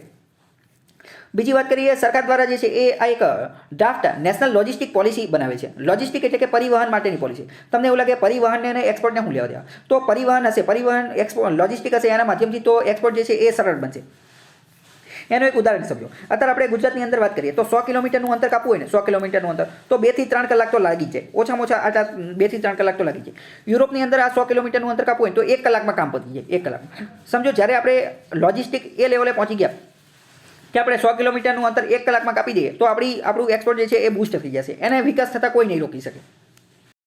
પછી બીજું આગળ જોઈએ તો આપણી આ જે FTP ફોરેન ટ્રેડ પોલિસી જે છે એની અંદર 6 મહિનાનો વધારો કરી દીધો અને હવે એને 31 ડિસેમ્બર 2022 સુધી લંબાવવામાં આવેલી છે. ફોરેન ટ્રેડ પોલિસીની અંદર શું આવેલું છે તો કે ગાઈડલાઈન આવેલી છે. કોની ગાઈડલાઈન? તો કે એક્સપોર્ટને વધુ કઈ રીતે પ્રોત્સાહન આપી શકાય અથવા એક્સપોર્ટ જે છે એને વધુ એનહાન્સ કઈ રીતે કરી શકાય અને એક્સપોર્ટના માધ્યમથી ઇકોનોમિક ગ્રોથ જે છે એ વધુ મજબૂત કઈ રીતે બનાવી શકાય. એક્સપોર્ટ અને ઇકોનોમિક ગ્રોથના માધ્યમથી વધુ જોબ નોકરી કઈ રીતે મેળવી શકાય, ઇન્સેન્ટિવ અલગ સ્કીમ અંતર્ગત કઈ રીતે પ્રાપ્ત કરી શકાય એ બધું એની અંદર આપેલું છે. બીજું એક વાત કરીએ કરીએ તો NEIA Nia continuation of national export insurance account, national export insurance account આ એક પ્રકારનું એકાઉન્ટ છે કે જેના અંતર્ગત જેટલી પણ વસ્તુ એક્સપોર્ટ કરવામાં આવે પ્રોડક્ટ ને બધું એની ઉપર ઇન્સ્યોરન્સ વીમોને એ બધું આપવામાં આવે છે અને એના અંતર્ગત 1650 કરોડ સરકારે આવનારા 5 વર્ષની અંદર જે છે એ નાખેલા છે, જેના કારણે કોઈ વ્યક્તિ કોઈ વેપારી જે છે એ એક્સપોર્ટ કરે અને એક્સપોર્ટરની અંદર એ વસ્તુની અંદર કોઈ પ્રોબ્લેમ થાય તો એનો વીમો જે છે એ આપવામાં આવે છે. It will help exporters to tap potential of project export in focus market. આના કારણે જે માર્કેટની અંદર જે કોઈ પણ પ્રોડક્ટ વિદેશની કોઈ બજારની અંદર કોઈ પ્રોજેક્ટ એક્સપોર્ટ કરવો છે તો એની માટે મદદ મળશે. વિલ એનહાન્સ આના કારણે ભારતની અંદર મેન્યુફેક્ચરિંગ પણ વધશે. Nia trust was established. Nia trust જે છે 2006ની અંદર સ્થાપના કરવામાં આવ્યું હતું. એનો મુખ્ય ઉદ્દેશ્ય હતો કે પ્રમોટ કરવું project export from India that are strategic and national importance. રાષ્ટ્રીય રીતે જે મહત્વની પ્રોડક્ટ હોય અને સ્ટ્રેટેજિક રીતે મહત્વની પ્રોડક્ટ હોય એને આપણે વિદેશની અંદર એક્સપોર્ટ કરવી. આ ઉપરાંત બીજા કયા કયા ઇનિશિયેટિવ કરેલા છે તો કે જે એક્સપોર્ટર લોકો જે છે એક્સપોર્ટ કરવાવાળા લોકો વેપારી એ બધાને GST રિફંડ આપી દેવામાં આવશે. પછી TMS સ્કીમ. TMS શું છે તો કે transport and marketing assistant scheme. અમુક લોકો એવા છે કે જેનો ધંધો ખૂબ જ વ્યવસ્થિત સેટઅપ થયેલો છે પરંતુ આવો ધંધો જે છે એને ટ્રાન્સપોર્ટ માટેનું અને માર્કેટિંગ માટેની આસિસ્ટન્સ સહાય આપવામાં આવશે. જેમ કે આપણે વાત કરીએ કે રાજકોટ અને સૌરાષ્ટ્રની અંદર આ ડિલક્સ પાન જે છે એ ખતરનાક લેવલના લોકો પહોંચી ગયા છે. હવે ડિલક્સ પાનની અત્યારે ફ્રેન્ચાઇઝીને એ બધું જે છે આપવા લાગેલું છે, ડિલક્સના માવાને એ બધું. આપણને એવો વિચાર આવે કે હાલો આપણે આ માવા જે છે વિદેશમાં વેચીએ, પરંતુ એમને માર્કેટિંગ અને ટ્રાન્સપોર્ટેશન માટેની જે આસિસ્ટન્ટ તો એ TMS સ્કીમ અંતર્ગત મળી જશે. આની માટે ફ્રેટ કોસ્ટનો મતલબ શું થાય એટલે કે પરિવહન માટેનો જે ખર્ચ થાય એ અપ ટુ અ સર્ટિન અમાઉન્ટ અમુક અમાઉન્ટ સુધીનો જે ફ્રેટ એટલે કે ભાડાનો ખર્ચો થશે ને એ સરકાર રીઇમ્બર્સ કરી દેશે. એટલે કે અમુક ભાડાનો ખર્ચો થશે ને તો એ સરકાર પાછો આપી દેશે. પરંતુ આ ખર્ચો કેવો હોવો જોઈએ તો કે ઇન્ડિયન એગ્રીકલ્ચર પ્રોડક્ટ હોવી જોઈએ. એ એગ્રીકલ્ચર એટલે કે કૃષિને લગતી પ્રોડક્ટ હોવી જોઈએ. જેમ કે આ માવાની સોપારી ને બધું તો એ એગ્રીકલ્ચર પ્રોડક્ટ કહી શકાય. તો એ ગ્લોબલ સ્પેસની અંદર એ ટકી શકે એની માટે. પછી આ માય સ્કીમ ચાલુ છે MEI માર્કેટ એક્સેસ ઇનિશિયેટિવ. આના અંતર્ગત માર્કેટિંગ પછી માર્કેટ રિસર્ચ પ્રમોશન બ્રાન્ડિંગ આવી બધી વસ્તુ જે છે એની ઉપર આસિસ્ટન્ટ સહાયતા આપવામાં આવશે. બીજું IES ઇન્ટરેસ્ટ ઇક્વિલાઇઝેશન સ્કીમ. આના અંતર્ગત 5% ઇન્ટરેસ્ટ સપોર્ટ આપવામાં આવશે. એટલે કે વ્યાજે લીધેલું હશે તો વ્યાજમાં 5%ની છૂટ આપવામાં આવશે MSMEના મેન્યુફેક્ચરર લોકોને અને 3% સપોર્ટ આપવામાં આવશે ઓલ એક્સપોર્ટ આઇડેન્ટિફાઈડ. જો MSMEના હશે તો 5% વ્યાજની છૂટ આપવામાં આવશે અને બીજા કોઈ હશે તો એને 3% વ્યાજની છૂટ આપવામાં. પછી નિર્વિક સ્કીમ ઉપર વારંવાર પ્રશ્ન પૂછાતો હોય છે. તો નિર્વિક શું છે તો કે introduced by export credit guarantee corporation of India. આ શું છે તો કે ECGI આ એક પ્રકારનું ફંડ છે, એક પ્રકારની તિજોરી છે. આની અંદર સરકારે અમુક પ્રકારના પૈસા નાખેલા છે. આ પૈસા કોની માટે લાગુ પડે તો આ પૈસા જે છે ને આ પૈસા અંતર્ગત સરકાર ગેરંટી આપે. કોની ગેરંટી આપે? કોઈ વ્યક્તિ જે છે એ માની લો કે એક્સપોર્ટનો ધંધો કરવો છે, એક્સપોર્ટનો ધંધો કરે છે અને બેંકમાં લોન લેવા જાય છે તો બેંક ઘણા બધા કાગળિયા માંગે, ઓલું લાવવાનું પેલું લાવવાનું અથવા તો કોલેટરલ માંગે, ગીરવે વસ્તુ મૂકવાનું કે. તો સરકારે એવું કીધું કે ભાઈ તમે એમની પાસે ગીરવે ને એવું કંઈ ન માંગો, તમે એમને લોન આપી દો. એક્સપોર્ટ માટે કોઈ વ્યક્તિ લોન લેવા આવે ને તો એને લોન આપી દો. એની ગેરંટી અમે લેવી છે. જો એ વ્યક્તિ ડિફોલ્ટ કરશે ને તો અમે આજે ફંડ આજે તિજોરી જે છે ને એક્સપોર્ટ ક્રેડિટ ગેરંટી કોર્પોરેશન એની અંદરથી અમે તમને પૈસા આપી દઈશું. તો આ એક અત્યંત મહત્વનું ફંડ છે એક્સપોર્ટ માટેનું અને પ્રોવાઇડ્સ હાઈ ઇન્સ્યોરન્સ કવર. આ ફંડની અંદરથી તે વીમા માટેનું જે પ્રોડક્ટ હોય એને ઇન્સ્યોરન્સ વીમો આપવામાં આવે છે અને reduced premium for all small exporters. નાના એક્સપોર્ટર લોકો જે છે એનું પ્રીમિયમ પણ ઘટાડેલું છે. તમને એવું લાગે કે સરકાર શું આમાં સેવા કરે છે? તો ના, સરકાર સેવા નથી કરતી. આમાં જે લોકો હોય એને આનું પ્રીમિયમ ને એ બધું ભરવાનું રહેતું હોય છે. સેટલમેન્ટ પ્રોસેસને એ બધું સરળ કરી નાખ્યું છે. તો સરકાર દ્વારા આવી ઘણી બધી સ્કીમ ચાલી રહી છે. આ બધી સ્કીમ જે છે મેં તમને કીધું પ્રિલિમ્સમાં પણ પૂછાઈ શકે છે. નાની સ્કીમ જે છે એની ઉપર ડાયરેક્ટ ક્વેશ્ચન પૂછી લે. બીજી આગળ વાત કરીએ કે way ahead four post Covid times. કોવિડની સમસ્યા પૂરી થઈ ગયા પછી આગળ આપણે શું કરી શકીએ? વે અહેડ આગળ શું કરી શકાય તો કે increasing competitiveness of made in India product. Made in ઇન્ડિયાની અંદર જે પ્રોડક્ટ બનાવવામાં આવે છે એની કોમ્પિટિટિવનેસ એ વિદેશના બજારની અંદર ટકી શકે, સ્પર્ધા આપી શકે, બધા અન્ય પ્રોડક્ટની મુકાબલે જીતી શકે એવી કાર્ય કરી શકે. Promoting ease of doing business સરળતાથી વ્યાપાર શરૂ કરી શકાય એવું કાર્ય કરી શકાય. Need to focus on boosting competitiveness. મુખ્ય વસ્તુ કે કોમ્પિટિટિવનેસ જે છે એને બૂસ્ટ કરવાની છે. ઇન્ફ્રાસ્ટ્રક્ચર બિલ્ડ કરવું પડશે. પછી ઇન્સ્યોરિંગ ચીપ પાવર, સસ્તી વીજળી મળી શકે એવી કોશિશ કરવી પડશે. લેન્ડ અને લેબર લો જે છે કાયદા જે છે એને સુધાર કરવા પડશે. લેન્ડ અને લેબર માટેની માર્કેટ જે છે એ સુધારવી પડશે. Creating condition for companies to compete in global market. ભારતની અંદર એવી કંપની જે છે એની સ્થાપના કરવી પડશે અને ભારતની અંદર કંપનીને એવી કન્ડિશન એવી સુવિધા આપવી પડશે કે જેના કારણે એ ગ્લોબલ માર્કેટની અંદર સ્પર્ધા જે છે એ આપી શકે. બીજું, ભારતની અંદર વધુ FDI આવે એવી આપણે કોશિશ કરવી પડશે. વધુ FDI આવશે તો આપણે ઇનોવેશન એવું બધું કરી શકશું, R&D ને એવું બધું કરી શકશું, નવી ફેક્ટરી મેન્યુફેક્ચરિંગ કારખાના ને એવું બધું નાખી શકીશું. ઇમ્પ્રુવિંગ ઇન્ડિયાઝ મેન્યુફેક્ચરિંગ બેઝ જે છે એ સુધારવો પડશે. This can be achieved by augmenting the competitiveness. MSME જે છે એને વધુને વધુ ફોકસ કરવાના છે. એમએસએમઈ લોકો વધુને વધુ ફેક્ટરી સ્થાપે, મેન્યુફેક્ચરિંગની અંદર વધુને વધુ ઉત્પાદન કરે એવી કોશિશ કરવી જોઈએ. મેક ઇન ઇન્ડિયાને બૂસ્ટ કરવાનું છે. પછી MSME have been કોન્ટ્રીબ્યુટિંગ nearly. MSME શા માટે મહત્વના છે? કારણ કે ભારતના એક્સપોર્ટની અંદર એમએસએમઈ જે છે એ 40% જેટલું યોગદાન આપે છે અને સરકારનો એવો ટાર્ગેટ છે કે આ 40% યોગદાન જે છે ને એ 50% કરી નાખવાનું છે. ભારતની અંદરથી ટોટલ જેટલી પણ વસ્તુ એક્સપોર્ટ થાય છે એમાંથી 40% એક્સપોર્ટ જે છે એ તો એમએસએમઈ દ્વારા એનું ઉત્પાદન કરવામાં છે અને એ ટાર્ગેટ શું છે તો કે 50% સુધી કરવાનું. બીજું ટ્રેડ લિબરલાઇઝેશન. ટ્રેડ એટલે કે વેપાર, લિબરલાઇઝેશન એટલે કે વેપારનું ઉદારીકરણ કરવાનું છે. In order to improve the countries participation. Country વધુ અને વધુ યોગદાન આપી શકે, ભાગ લઈ શકે ગ્લોબલ વેલ્યુ ચેઇનની અંદર. ગ્લોબલ વેલ્યુ ચેઇનની અંદર આપણો ભાવ જે છે એ વધે એની માટે important to bring down import tariff. એની માટે આપણે ઇમ્પોર્ટ ટેરિફ જે છે એ ઘટાડવા પડશે. Which have been raised in the past few years. છેલ્લા થોડા સમયની અંદર આપણે આજે ઇમ્પોર્ટ ટેરિફ જે છે એ વધારેલા છે તો એ હવે આપણે ઘટાડવા પડશે. Open and facilitative import environment. આપણે ઇમ્પોર્ટ માટેનું વાતાવરણ સારું આપવું પડશે. Vital to attract global companies. વિશ્વની અલગ અલગ કંપની ભારતની અંદર આવે, ભારતની અંદર એમના પ્રોજેક્ટ નાખે, ભારતની અંદર એમની ફેક્ટરી, કારખાના, હબ ને એવું બધું નાખે એ સારું રહેશે આપણી માટે. જેમ કે આપણે વાત કરીએ કે થોડા સમય પહેલાં સેમસંગ દ્વારા ઉત્તર પ્રદેશના નોઈડાની અંદર, અથવા તો આપણે વાત કરીએ કે આ દિલ્હી અને યુપીની વચ્ચે એક નોઈડા આવેલું છે. અમુક વાર દિલ્હીમાં આવતું, અમુક વાર યુપીમાં આવતું. તો એણે બહુ મોટો પ્લાન્ટ નાખેલો હતો. ભારતનો સૌથી મોટો પ્લાન્ટ સેમસંગનો પ્લાન્ટ. ત્યાં મોબાઈલ ને એ બધું બને છે. તો ભારત માટે સારી વસ્તુ છે કે આવી નવી કંપની ભારતની અંદર આવે. એપલવાળાએ જે ભારતની અંદર જે છે એ મેન્યુફેક્ચરિંગ પ્લાન્ટ નાખેલો હતો, પરંતુ જોકે એમાં વચ્ચે લોચા થતા જે છે એને બંધ કરી દીધો છે. તો આપણે એને સારી એવી સુવિધા આપવી પડશે, કોમ્પિટિટિવ એક્સેસને આવું બધું આપવું પડશે. પછી રિસર્ચ એન્ડ ડેવલપમેન્ટ ઉપર વધુ ફોકસ કરવું પડશે કે play significant role in improving quality of product. કોઈ પણ પ્રોડક્ટ જે છે એ પ્રોડક્ટની ક્વોલિટી સુધારવા માટે એને શું કરવું પડશે? રિસર્ચ એન્ડ ડેવલપમેન્ટ જે છે એ કરવું પડશે. જેમ કે તમે એક વસ્તુ વિચારો કે આપણે પહેલાં મોબાઈલ વાપરતા હતા અથવા આપણે કોઈ પણ પ્રોડક્ટ વાપરતા હોય, અથવા તો એક વસ્તુ વિચારો કે પહેલાં જે છે આપણે કાનમાં જે સાંભળવા માટેની ઇયરફોન આવે, તો ઇયરફોન જે છે એ પહેલાં કેવા આવતા હતા તો કે વાયરવાળા ઇયરફોન આવતા હતા. પછી એમાં થોડુંક ઇનોવેશન કર્યું, રિસર્ચ એન્ડ ડેવલપમેન્ટ કર્યું કે ભાઈ આ વાયરની અંદર લોચા પડે છે, તો વાયરની અંદર અમુક સુધારો કર્યો. અમુક વાયર એવા આવતા હતા કે વાયર ગમે એ કરો તો અંદર ગૂંચળો વળે જ નહીં, વાયર એકદમ સીધા છે, એવું રિસર્ચ એન્ડ ડેવલપમેન્ટ કર્યું. પણ અત્યારે તો ટેકનોલોજી ખતરનાક આવી ગઈ કે હવે વાયરની જરૂર ન પડે, વાયરલેસ બ્લૂટૂથથી કનેક્ટ થઈ શકે એવા જે છે ઇયરબડ્સ ને એવું બધું આવી ગયું છે. અને અત્યારે એમાં પણ ખતરનાક લેવલની વસ્તુ આવી ગઈ છે. અત્યારે તો ચશ્મા એવા આવી ગયા છે કે ચશ્મા બ્લૂટૂથવાળા ચશ્મા આવે અને ચશ્મા આંખની અંદર પહેરાઈ જાય અને કાનની અંદર ફિટ થઈ જાય. એટલે એના કારણે શું થાય કે એ રિસર્ચ એન્ડ ડેવલપમેન્ટ કરી અને આંખોને રક્ષણ મળે અને કાનની અંદર મ્યુઝિકને એ બધું સાંભળવાનું હોય. તો આ બધું આરએનડીના માધ્યમથી આપણે પ્રોડક્ટ જે છે ને એની ક્વોલિટી સુધારી શકે અને પ્રોડક્ટ એવી રીતે બની શકે કે કસ્ટમરને પસંદ આવી જાય. અત્યારે બધા લોકોને જે છે ને એ ઇઝી એટલે કે એકદમ સરળ વસ્તુ જ જોઈએ. અત્યારે લોકો જે છે ને એમને થાળી દઈ દીધી હોય ને ખાવા માટે, તો લોકો એવું ઈચ્છતા હોય કે મારે હાથે ખાવું નથી, મારે એવી ટેકનોલોજી આવી જાય કે ડાયરેક્ટ મારા મોઢાની અંદર કોઈ ખવડાવી દે. તો એવી ટેકનોલોજી એટલે કે લોકોને વધુ વધુ સરળ જોઈતું. તો આની માટે આરએનડી કરવું પડે કે ભાઈ લોકો શું ઈચ્છે છે, વોટ પીપલ ડિમાન્ડ, લોકોની ઈચ્છા શું છે. તો એની માટે ઇન્ટરનેશનલ સ્ટાન્ડર્ડને એ બધાને પ્રાપ્ત કરવા માટે જે છે એ ઇનોવેશનની એ બધાની જરૂર પડશે. પછી exploring and strengthening potential sector. અમુક એવા પોટેન્શિયલ સેક્ટર છે કે જેને એક્સપ્લોર કરવા પડશે, નવી વસ્તુ કે જે કદાચ વિદેશની અંદર તહેલકો મચાવી શકે છે. તો એ આપણે પહેલાં ગોતવું પડશે અને એને મજબૂત બનાવવું પડશે. પહેલાં તો આપણે આપણું એક્સપોર્ટ બાસ્કેટ જે છે એને ડાયવર્સિફિકેશન કરવું પડશે. આપણે જોયું કે ભાઈ અમુક પ્રોડક્ટ છે, 10 જેટલી પ્રોડક્ટ જે છે એ 50% કરતાં વધુ એક્સપોર્ટ કરે છે. તો આપણે પહેલાં વધુ એક્સપોર્ટનો બાસ્કેટ જે છે ને આપણે જેટલી પ્રોડક્ટ એક્સપોર્ટ કરીએ છીએ એ પ્રોડક્ટની સંખ્યાની અંદર વધારો કરવો પડશે. પહેલાં એને આઈડેન્ટિફિકેશન, ઓળખ આપવી પડશે. પછી એનું બ્રાન્ડિંગને, માર્કેટિંગને એ બધું કરીને એને વધુ જે છે એ એક્સપોર્ટ કરવી પડશે.